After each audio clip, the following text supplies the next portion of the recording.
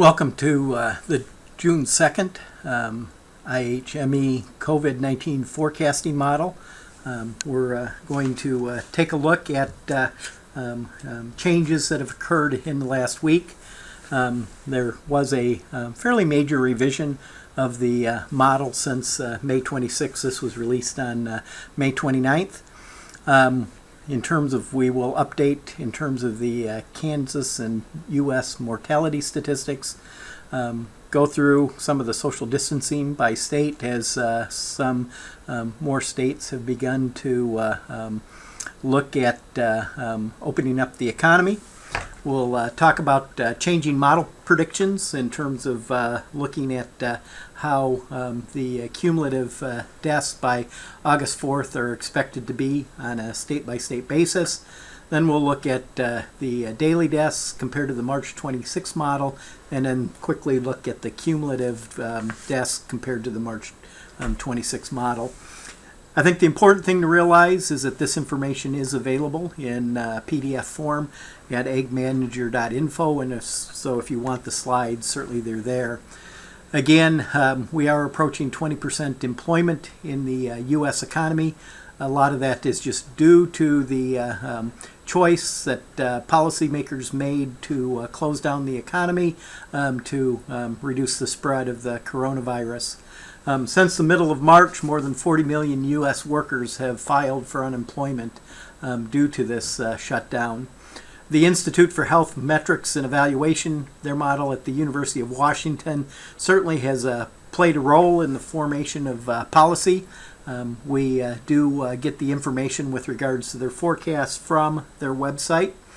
Again, it really is important to document and understand the performance of the prediction model and the revisions that are made. Certainly if there is a second wave or future waves of this, it's very important to understand the accuracy with regards to the model. The May 29th model revised the death model. They continued to use a spline function to log cumulative deaths versus log cumulative cases. Death predictions are now made based on cases over time. The unsmoothed daily deaths and the predicted daily deaths then are used to refit the spline. A sample standard deviation is developed using 1,000 draws from the residuals. Essentially, the goal of this is to be more robust for locations and states with smaller epidemics. It is also important to note that the paper still is in the peer review process, and so at this point it has not been accepted for publication in a referee journal. What we have here is an update in the Kansas situation in terms of there's been 217 deaths. You can see the distribution in Kansas by age group. In terms of looking at these, essentially 2.8% of the deaths have been in that 35 to 44 age group. In terms of, you can then go down, for example, 14.3% are in the 55 to 64 age group. In Kansas, there haven't been any deaths of individuals less than 35 years of age. In terms of, you can look at the 2018 mortality deaths or mortality rates in Kansas, and one of the things you can end up seeing is in the 85 plus, COVID is a little bit higher. In the 65 to 74 years, the mortality percent of COVID deaths as opposed to the percent of all deaths is a little bit higher. Same in the 55 to 64, and then also a little bit in the 35 to 44. In some respects, though, if you look at these, the statistical significance may just not be there in terms of even a 3% change with the small numbers is not likely to have a strong statistical significance. The key thing here is that it does appear that the distribution of deaths is not a lot different than the mortality rates. That distribution on an annual basis. We can then do the same type of thing from the U.S. in terms of essentially the 81,372 deaths That is what's reported by the CDC. Again, looking at the distributions, you can see how they line up. Again, probably the big thing you can conclude from this is there's not a large difference in distribution of deaths by age group. Moving on to looking at the deaths per 1,000, we've calculated the 2018 the mortality rate per 1,000. For example, in Kansas, in 2018, the children under 1 year, 6.3 out of 1,000 would end up passing away. And so you look at the 85 plus, essentially you're looking at 142.1 deaths per 1,000. Looking at the COVID deaths, and again, this is only for a part of the year, and so if you wanted to multiply these numbers by 5 or 6, I certainly could not argue with you. But if you look at any of them, the mortality rate on COVID deaths per 1,000 is obviously quite a bit lower than the overall, and in some cases it's off by more of a factor than 100. And so again, while any death is important and difficult, overall the mortality rates are less. You can also compare the mortality rates between the U.S. and Kansas, and one of the things you'll see is that the situation in Kansas does have a little bit less mortality rate. For example, deaths per 1,000 for 85 years plus in Kansas was 1.25. It's 4.15 for the U.S. And so comparing these numbers with the previous graph, one of the things you'll see is that Kansas has done pretty well with regards to the COVID mortality rate per 1,000. This chart here basically looks at relaxing of social distancing from the IHME model. Essentially, I get this off the website for each state.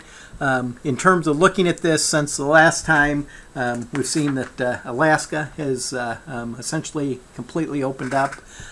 Oklahoma has reduced their gathering restrictions.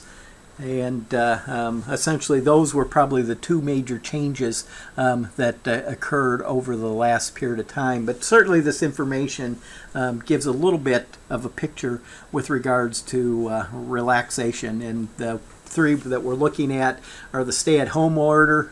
Those have probably been lifted in many more states. The business closures, any business closures, most states still have certain business closures out there. And then the gathering restrictions, again, those have not been completely lifted. And when you see the NA in the table, what that means is essentially they did not put in stay-at-home orders. And so Wyoming, Utah did not have stay-at-home orders. South Dakota did not have stay-at-home orders, nor did they have business closures. And so when you see the not applicable, basically there is no date that they were lifted, simply because they were never implemented. The next graph here is basically, again, looking at the bouncing around and in the changes with regards to the cumulative deaths.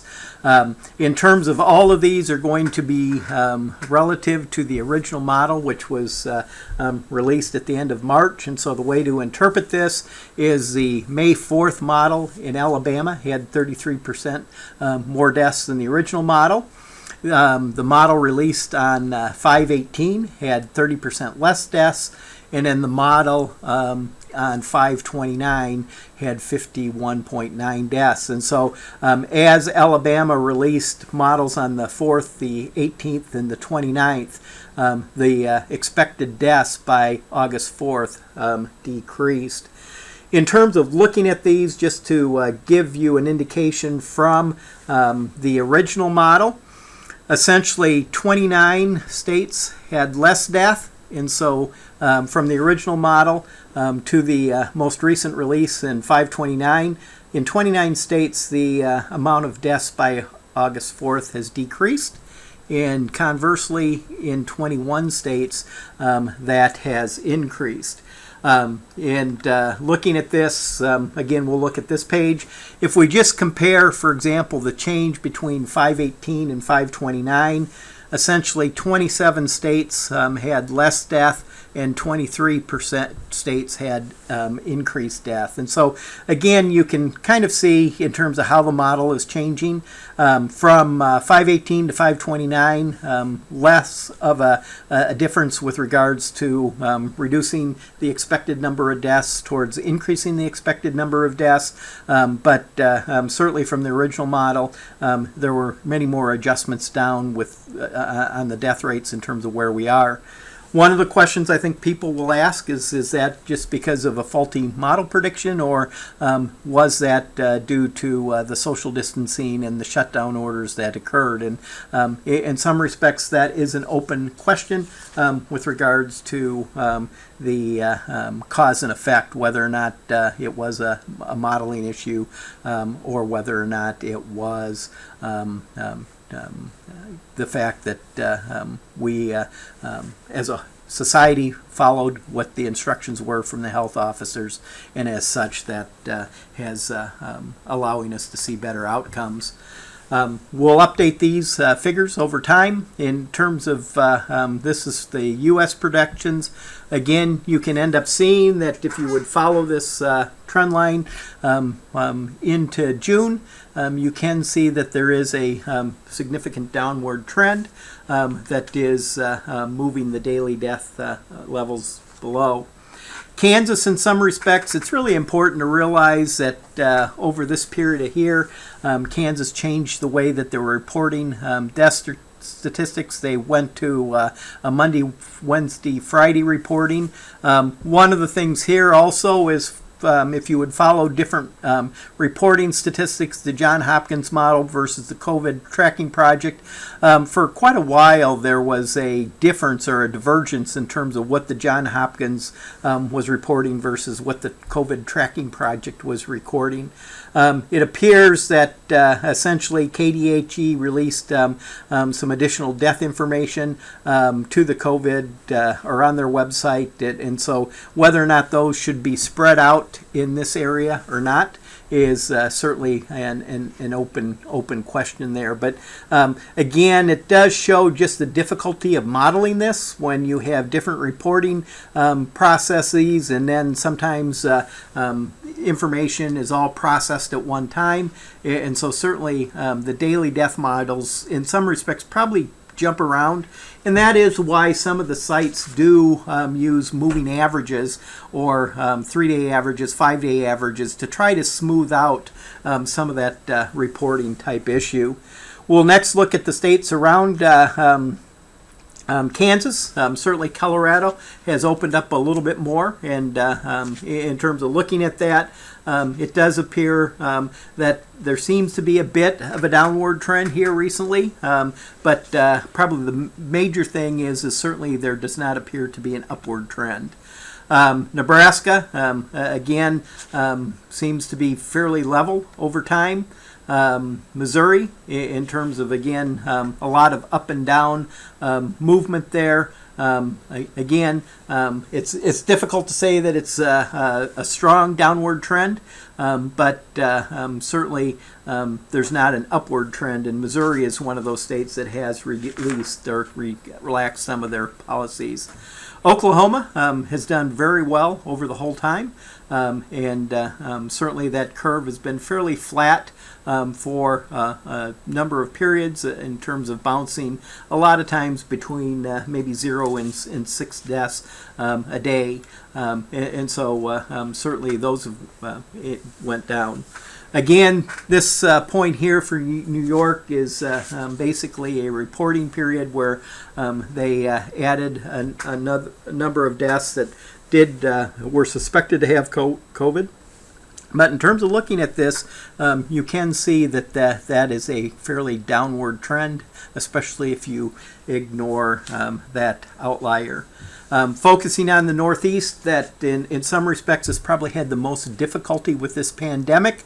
You can also see that New Jersey continues this downward trend with regards to the daily deaths. You see a downward trend in Connecticut. In some respects, not as sharp as maybe what we've seen in New Jersey, but the important thing to realize is just how far off the experience in Connecticut was with that additional model. In terms of the additional model, basically was expecting a much less severe situation. Massachusetts, again, a state hit hard. You can again see the size of the original projections with what we've actually experienced, and appears to be on a downward trend. In terms of Maryland, was fairly flat there, but over the last couple weeks it begins to look like Maryland may be on a downward trend. Delaware seems to be fairly level over the last month or so. Then we have Rhode Island. Again, a lot of variability. These numbers in some respects are smaller, just with the smaller aspects there. But again, Rhode Island seems to be fairly level, although the last 3 or 4 days, certainly Rhode Island has experienced a better situation. New Hampshire, and again, if you look at the numbers, they're fairly small numbers there. And again, a lot of variability there, could be due to reporting, but certainly looks at least that we're in a situation in New Hampshire of a level situation. Vermont continues to be excellent in terms of that. Really, if you look all the way back from about the 4th of May, there's only been 3 deaths reported in Vermont. And so it seems like the situation in Vermont is getting pretty well. Maine did a outstanding job in terms of never was a strong uptick in deaths in Maine. And that continues to be a very low rate. It appears that Pennsylvania, certainly if you look at that over the last month or so, and if you were looking at a trend line there, you would see a downward trend in Pennsylvania. Some downward trend in Ohio, but not as sharp as what we're seeing in Pennsylvania. Again, we can look at the situation in Michigan. Michigan certainly has been on a downward trend for a period of time there, probably since about the second half of April, that downward trend. In terms of Indiana, again, Indiana is trending downwards. Illinois bouncing around quite a bit, but again, you're beginning to see perhaps some downward trend with regards to that. Iowa, in some respects, is still fairly flat in terms of it's a lot of up and down. Perhaps the lows are getting lower, but again, a lot of variability from day to day. Could be reporting issues, or just could be natural occurrence of death. But looking at Minnesota, in some respects, Minnesota has been fairly level, maybe a slight increase. It'll be interesting to see in terms of certainly with some of the protests and rioting going on around the country. It's hit other places, and it'll be really interesting to see in terms of whether or not that translates to additional coronavirus difficulties or not. But Minnesota has been fairly flat. If you probably fit a trend line over the last couple weeks, it probably would increase. Wisconsin has been fairly flat. There was this Supreme Court decision that relaxed the rules a little bit more. Certainly, if you look at what was expected in Wisconsin over time, Wisconsin has fared much better than the original forecast. Now we move into the southeast. Florida continues to look at a downward trend, and it tends to be below the original purple mean forecast that occurred on March 26th. Georgia, again, one of the early states to remove some of the restrictions, and again, probably if you fit a trend line, you would see that all the way back to mid-April that the number of deaths on a daily basis was decreasing. Certainly South Carolina saw a few upticks here, but again, if you probably put in a trend line, it would be fairly flat. North Carolina, in some respects, you're probably seeing a little bit of a flat curve, maybe a little bit of an uptick in some respects. The rate of daily death is not decreasing as quick as the model would have projected. Again, a very flat distribution all the way from the first part of April. Virginia, the same type of thing in terms of it's been fairly flat since the first part of April. Some up and down. In terms of Virginia, probably has followed the original forecast as well as many states. West Virginia certainly has received or experienced a much better situation than what the original model forecasted, and in some respects very low rates over the last 3 weeks or so. Kentucky certainly has had some decline there. Again, if you would put in a trend line other than this one day there that jumped up, again surrounded by 2 days of zero, and so it may be essentially an average of a little over 30 divided by 3, which would make this look much different. But it does appear that Kentucky is seeing a downward trend with regards to loss of life from COVID. Tennessee continues to be fairly flat, again over the last week or so, certainly a decreasing trend. Alabama, in some respects, is probably pretty flat there in terms of over the last 2 or 3 weeks. Mississippi it seems to be on a pretty strong downward trend the last 3 or 4 days, but again, since the 1st of May, certainly has been level for a period of time. In terms of finishing up in the southeast, certainly Louisiana has a fairly large downtrend that has been going on now since the 1st of May.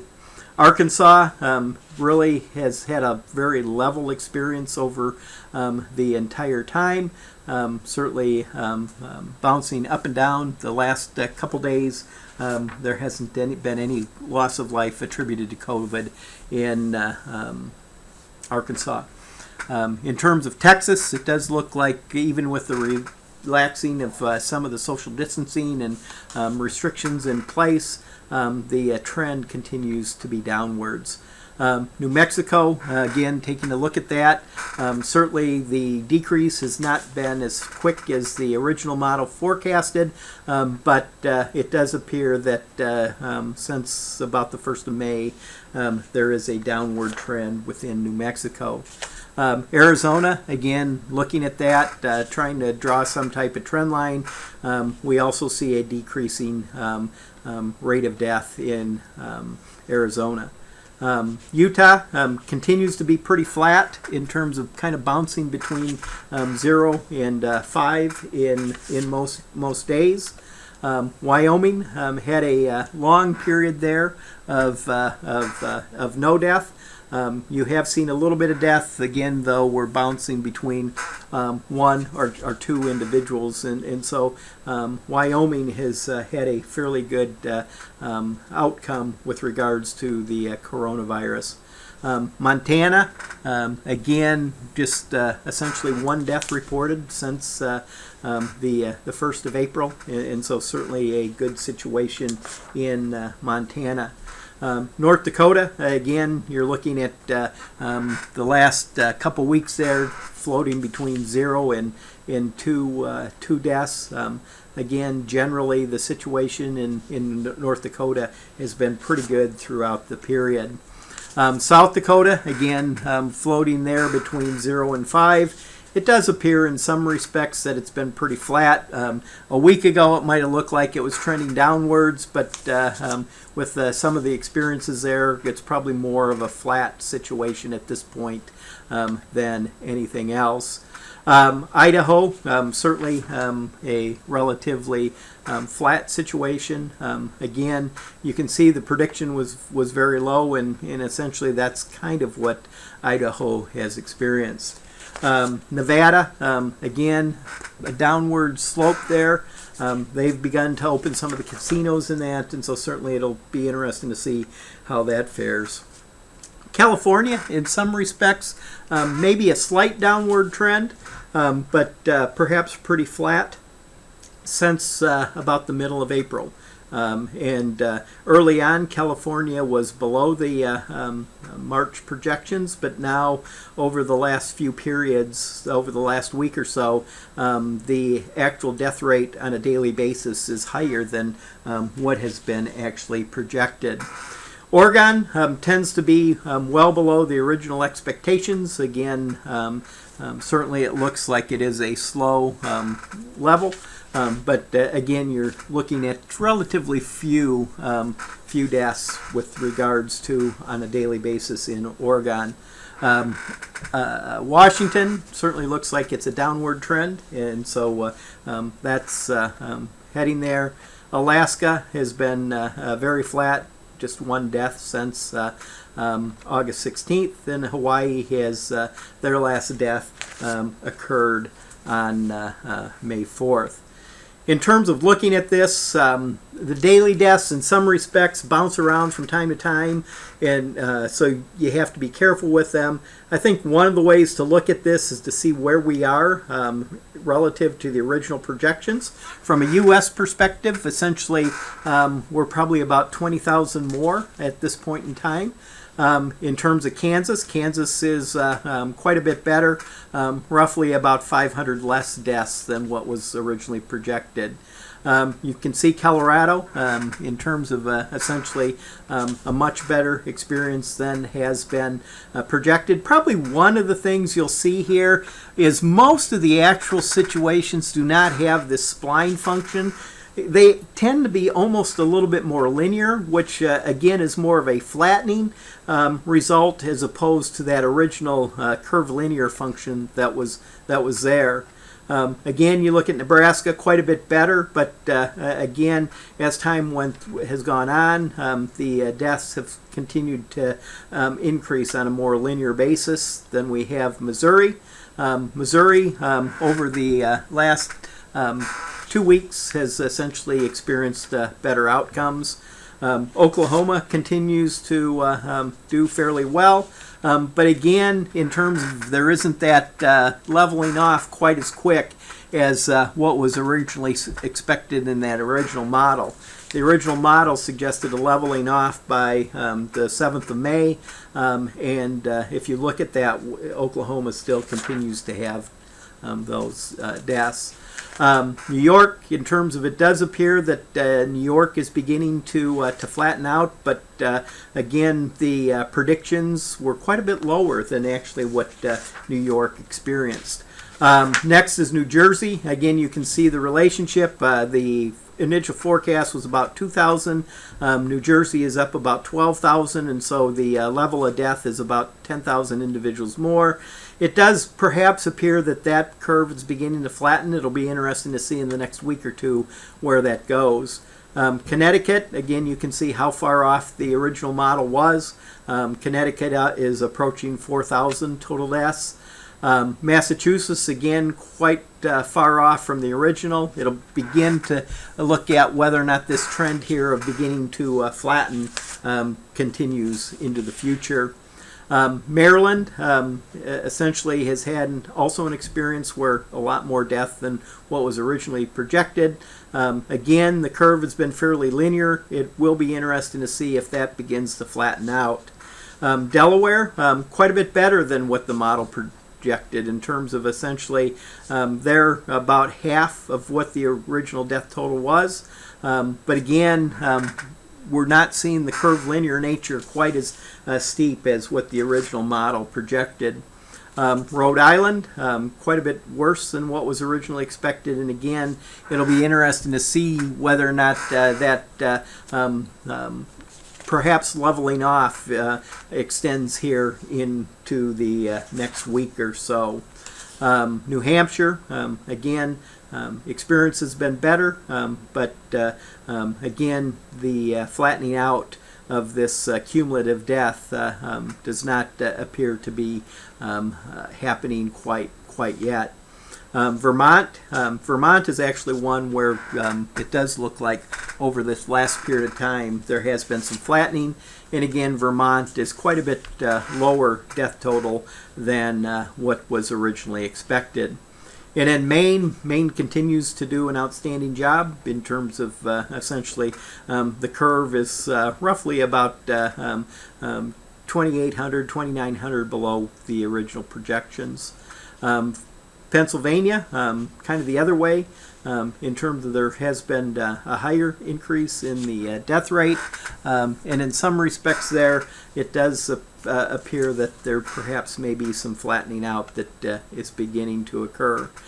Ohio continue to increase. Again, their death rate or number of deaths is about twice of what was originally expected. Michigan, again, maybe beginning to flatten out. Again, their experience has almost been double the amount of deaths than what was originally projected. Moving on to Indiana, same type of thing. It does begin to perhaps look like there may be some flattening out in Indiana, but again, the death rate was more than double of the original expectations. Illinois, again, beginning maybe to see a little bit of a bend in this at the top. We'll see if that holds up over the next week. But again, you're looking at number of deaths probably 2.5, 3 times what was originally expected. Iowa continues to go up in terms of it doesn't seem at this point that there's any flattening, and essentially they're quite a bit higher, about 3 to 4 times what was originally expected. Minnesota has been much better than what was expected, and remains quite a bit below, probably about half of what was expected. To finish up the Midwest, we move to Wisconsin, where essentially they've had relatively good experience, kind of a slow rate of growth and relatively flat over time. It will be interesting to see whether or not this continues to be flat as we move forward. Then going to the southeast, you have Florida, quite a bit better experience. Georgia, certainly that linear increase, it hasn't bending like the original model projected. It will be interesting to see if that occurs as we go forward. South Carolina, same type of situation as Georgia, although in some respects the death situation is better than what was expected from the original model. North Carolina, very similar to South Carolina. Virginia has followed very closely the purple original expectations. It does appear over the last 3 weeks that there is space between the original expectations and the current outcome. West Virginia has not dealt with the coronavirus, not had the severity of other states. Again, it's outside that original lower bound. And so Virginia has been in a pretty enviable situation for the entire time. Kentucky certainly had regions where it was above, but now if you look at where Kentucky is, it is tending to be below what that original projection was.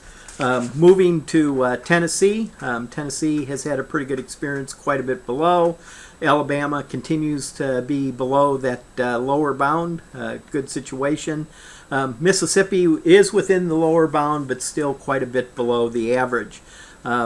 and Louisiana is above the original expectations. It does appear that that line is beginning to flatten out a little bit, but fairly slow. And again, if you compare it to that purple, how quickly that is, that's probably one of the overarching conclusions that can come from this analysis, is that the curvilinear nature of that original spline function is much more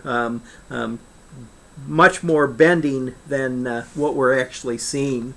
Looking at Texas, you can continue to see where that is moving into the southwest. We'll move to New Mexico, then we'll move to Arizona. Arizona's outside that original bound. Utah's outside that original bound. Wyoming's outside that original bound. Montana's lower than the original 95% confidence interval. North Dakota is just approaching that 95% confidence interval. South Dakota is below, but again, it has been closing the gap, at least with that lower bound. Idaho is approaching the original projections. They're doing a little bit better than the original projections. In some respects, you probably see a little bit more curve in Idaho than you do in some of the other states.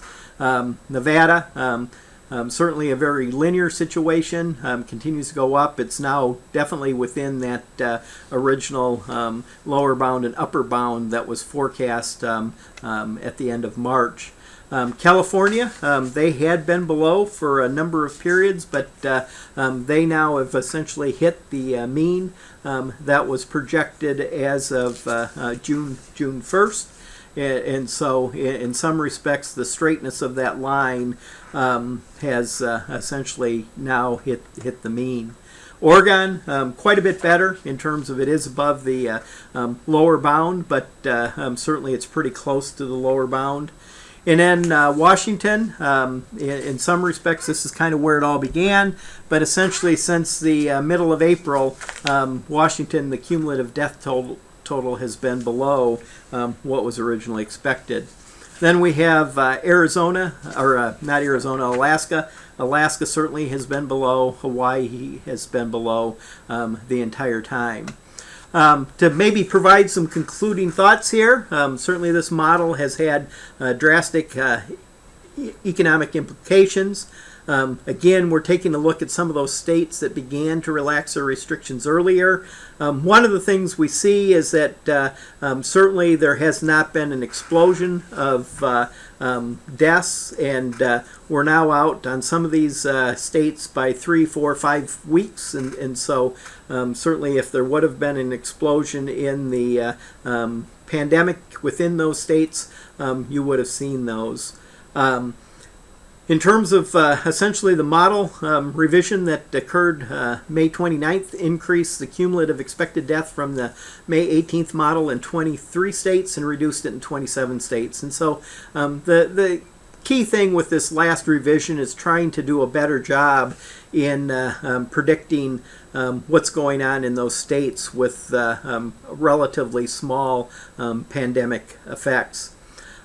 In terms of, and then if we look at it from the original model, still there seems to be the fact that that model did overpredict. Certainly in many states, 29 states have a lower cumulative expected death than that original model. In terms of looking at this, we will do an update again next week. Hopefully that gives you some information. And I think really what is important is it is very difficult to predict these results. And so certainly while I think it can be important to pay attention to predictions, it is important to maybe take those with a grain of salt. With that, have a good week, and we will see you next week.